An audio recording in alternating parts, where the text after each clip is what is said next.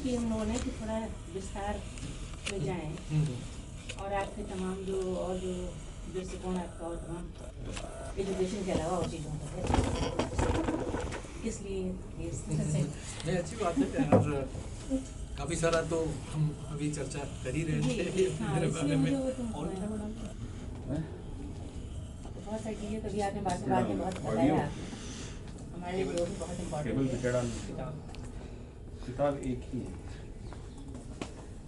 ये तो स्टार्ट है सर, यहाँ से तो रोलिंग है। इसको ऐसे टेढ़ा रखना है? नहीं सर, सामने की तरफ रखिए।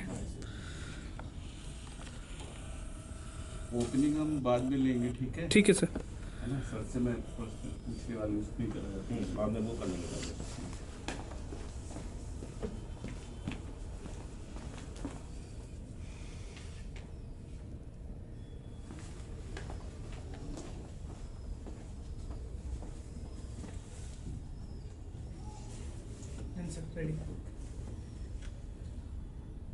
नमस्कार। हम अपनी पूरी टीम अपने श्रोताओं पाठकों की तरफ से आपका सर तहे दिल से हार्दिक अभिनंदन करते हैं।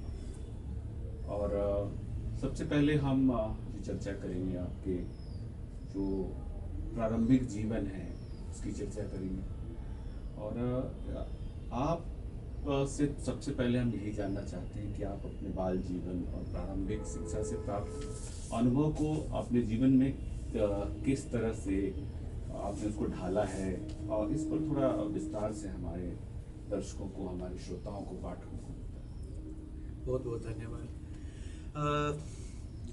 बहुत ही अच्छा सवाल है। आज तक शायद किसी ने पूछा नहीं था, क्योंकि जब ऐसे सवाल पूछा जाता है तो फिर हम अपने बचपन में वापस लौट जाते हैं, और वो एक बहुत अच्छा आपको फीलिंग देता है। तो धन्यवाद, आप ये सवाल से शुरू किया हमारा चर्चा। मैं हम लोग 60 के दशक के पैदा होने वाले पीढ़ी है, 68 में।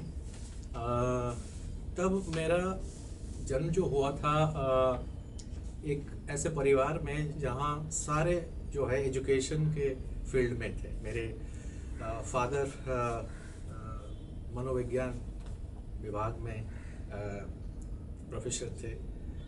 मेरे मदर गृहिणी थी, लेकिन वो भी साइकोलॉजी में वो उनका सारा एजुकेशन था, एमए।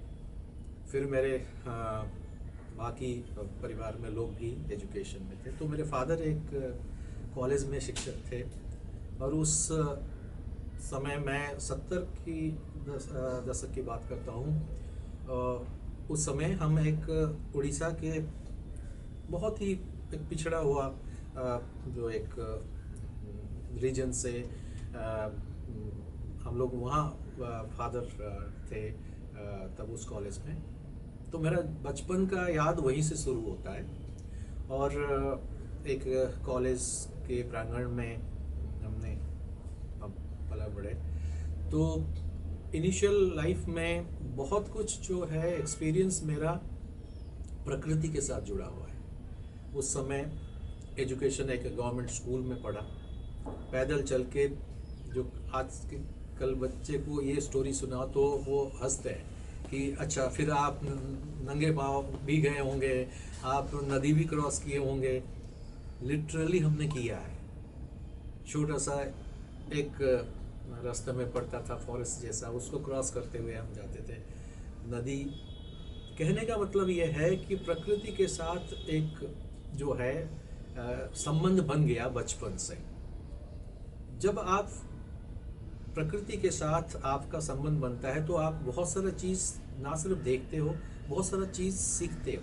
तो मुझे लगा कि बाद में वो सब जो है एक लाइफ जो कहते हैं एक्सपीरियंस लाइफ का, वो आगे हमें काफ़ी मुझे मदद किया। वो अनुभूति, जैसे रफ एंड टफ होना, मतलब कहीं पैदल जा रहे हैं और जूता और वो टूट गया तो मतलब कहीं तो आप नंगे पैर भी जा सकते हो, उसमें कोई दिक्कत नहीं, बल्कि बड़ा एंजॉय करते थे।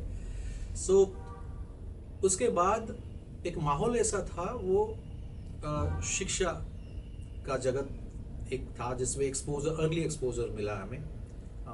घर में वैसा ही माहौल था। तो उसके बाद फिर हम आए शहर, एक सिटी में जहाँ अगर का फिर ट्रांसफ़र हुआ, तो वहाँ कुछ दूसरे किस्म का एक्सपोजर मिला। तो कुल मिला के स्कूल और उसके बाद एक उड़ीसा के बहुत ही प्रसिद्ध कॉलेज में पढ़ने का अवसर मिला। रेवेंशा कॉलेज आज एक यूनिवर्सिटी है। वो ब्रिटिश ज़माने का वो बहुत पुराने यूनिवर्सिटी है। तो धीरे धीरे जो है बहुत सारा चीज़ जो है उसमें एक्सपोजर मिलने के चलते लगा कि और आगे बढ़ना चाहिए और एक्सपोजर मिल सकता है। तो फिर हम दिल्ली आए, दिल्ली यूनिवर्सिटी में पढ़ाई की और जीवन के हर पड़ाव पर अलग अलग एक्सपीरियंस मिला और उस एक्सपीरियंस से अलग अलग चीज़ें जो है करने को मिला और सीखने को मिला, जो मुझे बहुत हेल्पफुल हुआ। सर, जैसा अमृत जी ने सवाल किया,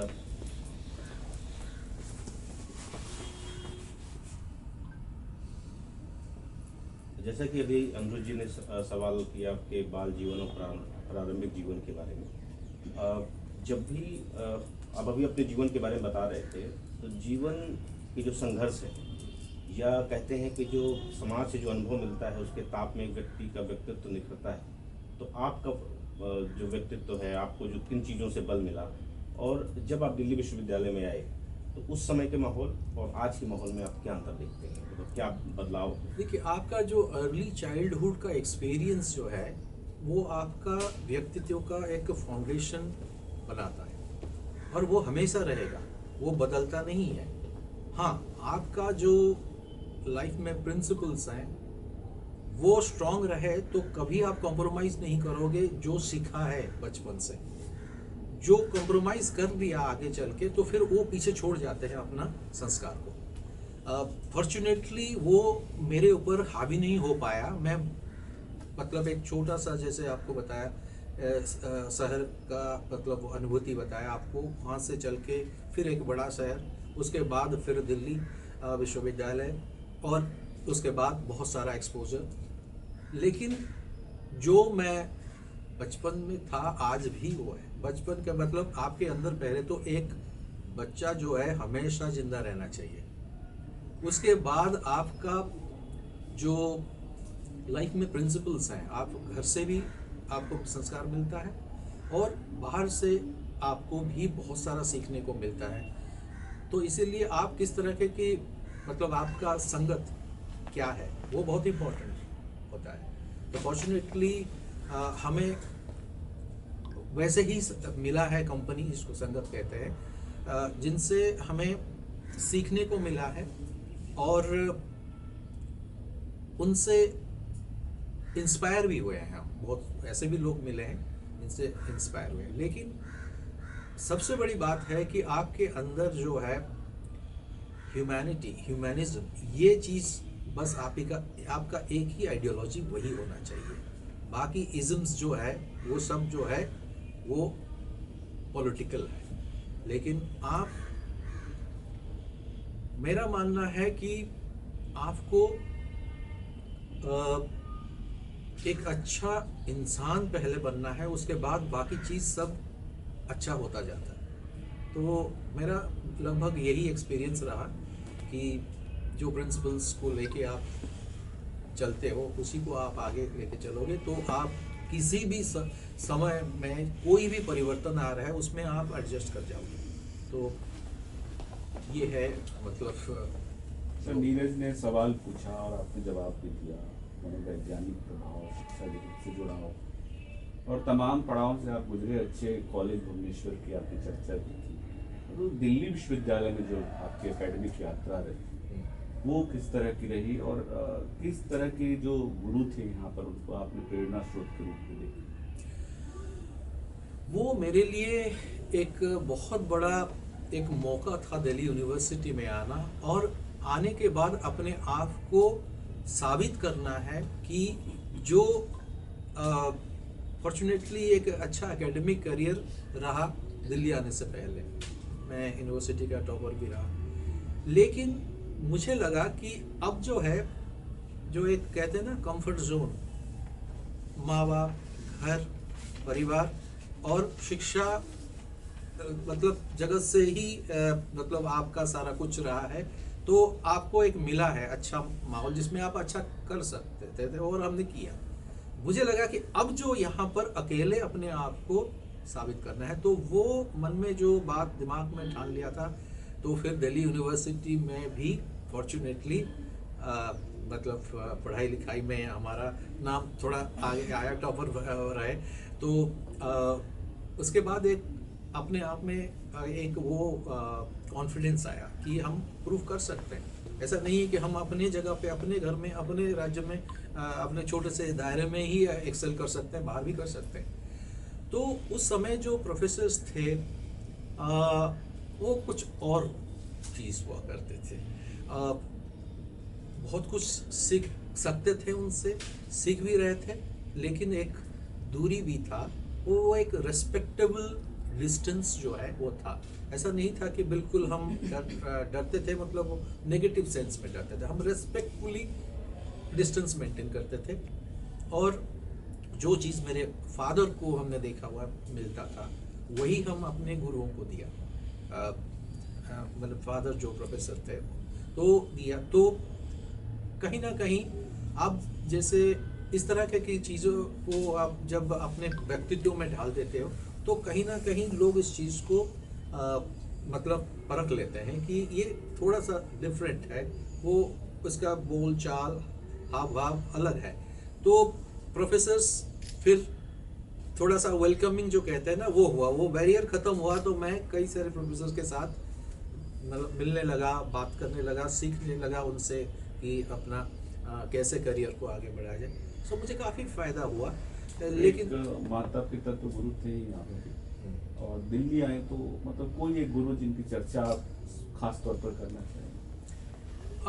मैं पॉलिटिकल साइंस डिपार्टमेंट में एक तो मेरा जो सब्जेक्ट है वो स्पेशलाइजेशन है, जिनके अंडर मैंने अपना रिसर्च भी किया, वो है प्रोफेसर महेंद्र कुमार। वो इंटरनेशनल रिलेशंस में प्रोफेसर थे। उनकी किताब पढ़कर मैं आया था दिल्ली ग्रेजुएशन में। तो उनको देख के सामने मैं सुबह बहुत जल्द, मतलब सुबह 7-8 बजे पहले से तैयार होके आके यूनिवर्सिटी कैंपस में पहुंच जाता था कि फ्रंट रो में कैसे बैठ जाऊं। और वो जो अनर्गल बोलते थे और उसको मैं लिखता जाता था, एक भी शब्द मिस नहीं करता था। उससे क्या हुआ मुझे फ़ायदा कि दिल्ली यूनिवर्सिटी में उस समय ये था कि प्रोफेसर जो कह रहे हैं वही लिखा है तो आपको अच्छा मार्क मिलेगा, और हुआ भी ऐसा ही। तो जो कहा उन्होंने, हमने वही लिखा, वही समझा और वही उसको वहाँ पे प्रोड्यूस कर दिया। तो वो मेरा एक वो अनुभूति उनके साथ रहा। और दूसरा एक प्रोफेसर MP सिंह है, सो महेंद्र प्रसाद सिंह, वो भी डिपार्टमेंट में प्रोफेसर थे। तो उन्होंने कुछ और सब्जेक्ट हमें पढ़ाया, इंडियन गवर्नमेंट एंड पॉलिटिक्स। तो ये दो जो है राजनीति विज्ञान का दो बड़ा बड़ा सब डिसिप्लिन है, वो इन प्रोफेसर्स के वजह से मेरा रुचि बढ़ा और मैंने सीखा, और इस पे मेरा काम सारा कुछ जो है ये दो एरिया में सीमित है। हाँ, मैं अनुरुद्ध जी और नीरज जी के प्रश्न का आपने उत्तर दिया, उससे मुझे ये तो मालूम हो गया कि आप एक ऐसे शिक्षाविद परिवार से हैं, रहे हैं, और खुद आप इस क्षेत्र में आपने एक अपना एक जगह बना ली है, एक आपका नाम बन गया। तो थोड़ा सा ये मुझे ज़रूर लगता है कि आपने इतना कुछ अनुभव के बाद ये तो ज़रूर आप देखते होंगे लोगों में जो है पढ़ने की प्रवृत्ति अब कम हुई है। तो मुझे लगता है कि इस देश जो आजकल का जो समय है, इसमें इससे निपटने के लिए कि कैसे उनको दोबारा पढ़ाई की ओर लाया जाए, जो पाठकी जो मतलब जो पठन पाठन की तरफ उनको किस तरह से जो दूरियाँ हैं, खास करके अध्यापक और जो उनके साथ जो उनके विद्यार्थी होते हैं, उनकी बीच की जो दूरी है, उसे कैसे, मुझसे पाटना तो नहीं कहूँगी, लेकिन उसके लिए कोई पुल का कुछ कैसे, ऐसा कुछ आपको लगता है कि कोई ब्रिजिंग हो सकती है? बिल्कुल हो सकती है, होना चाहिए, और उसका निरंतर प्रयास लोग कर भी रहे हैं। बात यह है कि कहीं ना कहीं हमारा जो शिक्षा की व्यवस्था है वो अभी एनईपी आने से पहले वो फोकस कुछ और था। अब धीरे धीरे हम वापस उस में जा रहे हैं जिसमें ये जो आपका कंसर्न है वो एड्रेस होने वाला है, बशर्ते हम उसको बड़े मतलब सिंसियरली उस वो काम को हम करें। इससे ये है कि कोई भी देश, समाज और जो हम सिविलाइजेशन जिसको कहते हैं वो बिना इसकी कभी मतलब टिक नहीं सकता लंबे समय तक। फिर उसका जो हम सिर्फ भौगोलिक विघटन की बात करते हैं, जब हम अंतर्राष्ट्रीय संबंध की बात करते हैं, पॉलिटिक्स की बात करते हैं, भौगोलिक विघटन किसी देश का होने से पहले मानसिक और सामाजिक तौर पर विघटन होना शुरू होता है। और जहाँ जिस देश में शिक्षा का उपेक्षा हुआ है और जहाँ इन चीज़ों पर संवेदनशीलता नहीं दिखाया गया, वहाँ पर ये होगा। क्योंकि इसके एब्सेंस में जो आपका जो कंसर्न है वो बाहरी ताकत, बाहरी इन्फ्लुएंस आपके ऊपर इतना ज़्यादा हो जाता है कि आपके पीढ़ी दर पीढ़ी जो है वो फिर उनका डीजेनरेशन होना शुरू होता है। और कहीं ना कहीं मुझे लगता है, क्योंकि काफ़ी समय हमने बिताया इस प्रोसेस में, जो था हमारे समय में और जो है इसमें ज़मीन आसमान का फ़र्क देख रहे हैं, तो दुख भी होता है कि क्या हम दुखी थे तब जब थोड़ा सा सीमित हमारे पास संसाधन थे, लेकिन मुझे लगता है कि हम बहुत खुश थे तब, क्योंकि हम इंतज़ार करते थे कोई मासिक पत्रिका जो मंथ के एंड में आता था, अखबार वाला देता था, जैसे चांदना मामा या ऐसा कुछ, तो उसका जो है उड़िया जो है वो अनुवाद करके वो निकलता था और हम चारों भाई बहन वेट करते थे वो कब आएगा, और जिसका नज़र पहले पड़ता था अखबार वाले के ऊपर वो जाके उसको छीन के ले जाता था। वो जब तक पढ़ के ख़त्म नहीं करता था दूसरा कुछ नहीं मिलता था।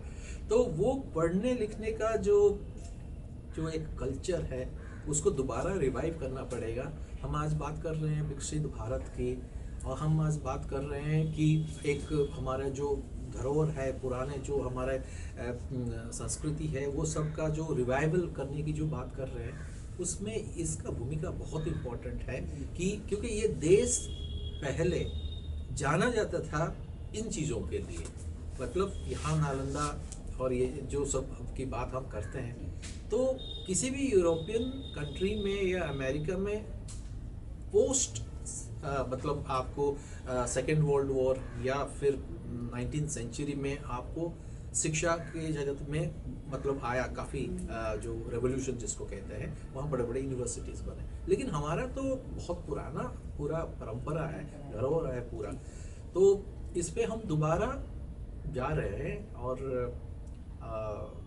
आज देश में इसके लिए काफ़ी पहल किया जा रहा है, सरकार की तरफ से भी हो रही है।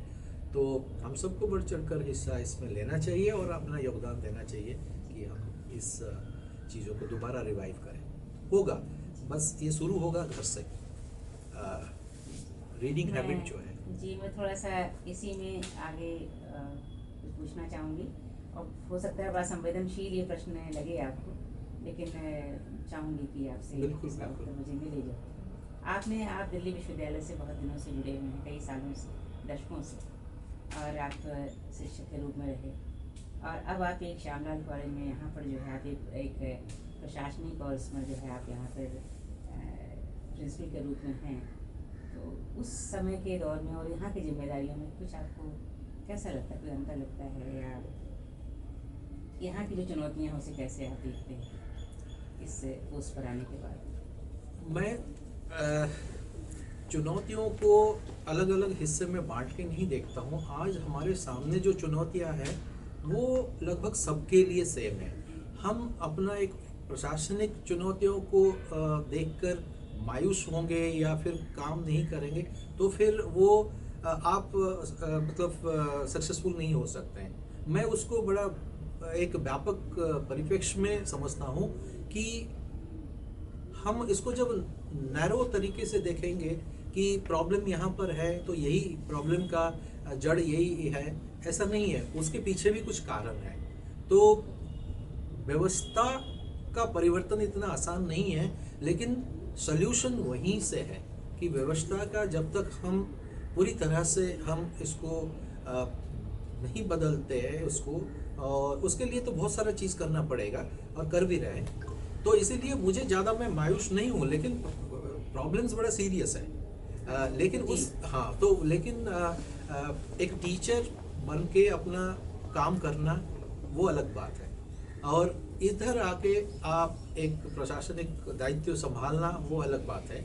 लेकिन जब आप एक लंबे समय तक शिक्षक रहे हैं तो आपको पूरा व्यवस्था के अंदर क्या प्रॉब्लम है और इसका क्या निपटारा हो सकता है उसके बारे में थोड़ा बहुत ज्ञान और अनुभूति रहता है। और वो मेरे लिए थोड़ा प्लस पॉइंट है कि मैं बहुत अनुभूति लेके आया हूँ। मैं टीचर का मन समझता हूँ, स्टूडेंट्स को समझता हूँ, अथॉरिटी को समझता हूँ। बीच में एक कार्यखंड रहा मेरा जिसमें मैं यूनिवर्सिटी का एकेडमिक काउंसिल जो एक स्टैट्यूटरी बॉडी है वहाँ इलेक्टेड रिप्रेजेंटेटिव रहा 10,000 टीचर्स के। तो मुझे इन सब ने जिता के भेजा, तो एक बहुत बड़ा मेरे लिए कंधे पर वो एक रिस्पॉन्सिबिलिटी था। लेकिन इलेक्शन मतलब हमारे विडंबना ये है कि एक तो पॉलिटिकल साइंस का छात्र रहा हूँ, उसके बाद एक इलेक्शन लड़ लिया।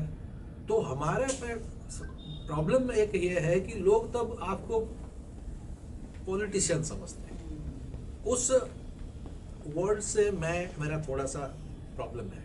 मैं एक एकेडमिक हूँ, एक टीचर हूँ और आज भी वही हूँ।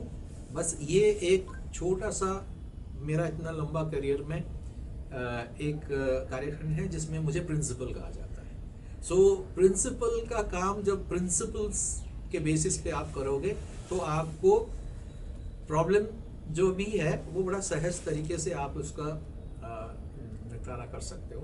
वही मैं कर रहा हूँ जब से आया हूँ, भगवान की कृपा से और बाकी सबके सहयोग से चल रहा है। मैं समझाता हूँ और कोई भी बदलाव लाने के लिए, जैसे अभी हमारा एक मीटिंग है, एक बहुत बड़ा बदलाव ला रहे हैं हम सिस्टम टेक्नोलॉजी बेसिस पे कैसे टीचर इंटरफेस करें स्टूडेंट्स के साथ, वो लाने जा रहे हैं। तो उसके लिए संवाद, वार्ता और डिस्कशन होना बहुत ज़रूरी है। कोई भी चीज़ ज़बरदस्ती ऊपर से थोप नहीं देना चाहिए, ये मैं मानता हूँ। हाँ, टीचर होना थोड़ा आसान काम, लेकिन वो आसान काम को थोड़ा सा तरीके से करने के लिए जो सब करना पड़ेगा वो थोड़ा डिफिकल्ट है। समय देना कॉलेज को, बच्चों के साथ क्लास के